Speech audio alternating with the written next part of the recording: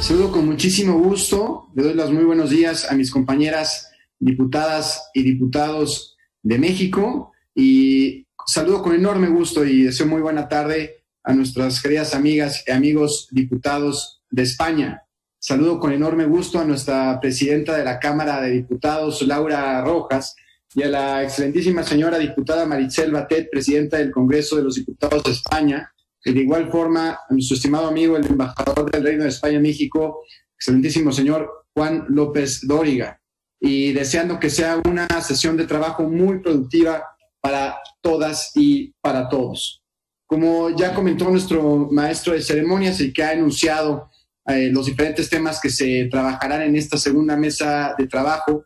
yo lo que quiero resaltar con muchísima claridad, y doy con esto una breve introducción a esta segunda mesa, es que estamos viviendo una época donde a todos nos debe de llamar la unión y la valentía. Como lo hemos escuchado en innumerables ocasiones, México y España comparten innumerables lazos, pero hoy desgraciadamente también compartimos ser dos de los países más afectados por esta pandemia. Somos el cuarto y séptimo país con mayor cantidad de defunciones por COVID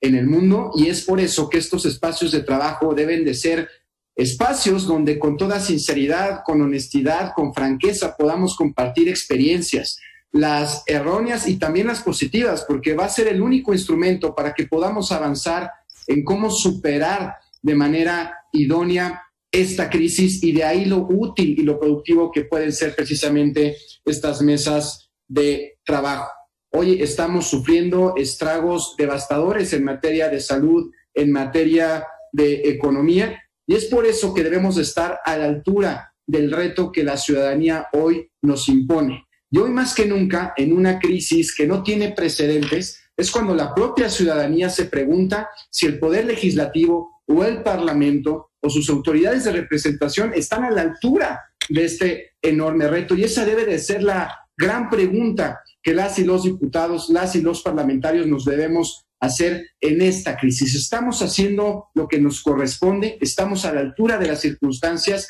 Y es como todos debemos de construir estrategias en específico para mitigar las consecuencias en materia de salud y en materia de economía, principalmente por esta pandemia.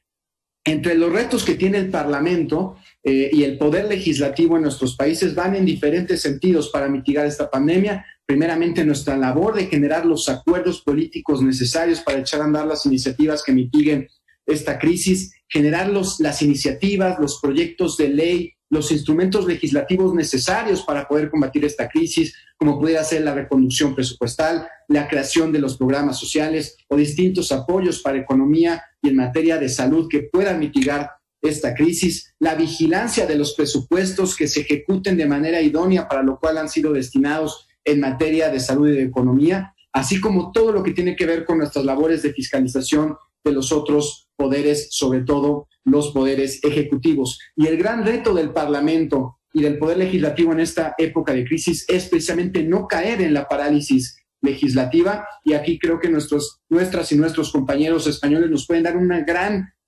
compartir su conocimiento respecto a cómo ha sido el trabajo por los medios tecnológicos, por los medios digitales, para que precisamente no se paralice la labor legislativa, algo que desgraciadamente en México pues ha quedado todavía con puntos suspensivos de cómo eficientar el trabajo legislativo en esta época de pandemia por los mismos candados constitucionales que ya todos conocemos. Y en el segundo gran tema de esta mesa, que serán los retos a las instituciones democráticas como tal, tenemos que entender que en esta época de crisis la misma ciudadanía se pregunta, insisto, si sus gobiernos, si sus instituciones, si incluso el sistema democrático como tal está a la altura de las circunstancias, y eso nos implica a todos ese enorme reto de hacer las adecuaciones necesarias para que estén precisamente a la altura para combatir esta crisis. Las instituciones democráticas deben de garantizar su funcionamiento, no pueden caer en parálisis. Tenemos que cuidar también que esta pandemia no se pueda prestar incluso para conductas que rayen en autoritarismo o en violentar los derechos individuales, las garantías, etcétera. Y todas esas son cuestiones que se tienen que trabajar en mesas en conjunto para la retroalimentación en las valiosísimas experiencias de ambos países. Y en la parte final de esta mesa estaremos hablando también respecto a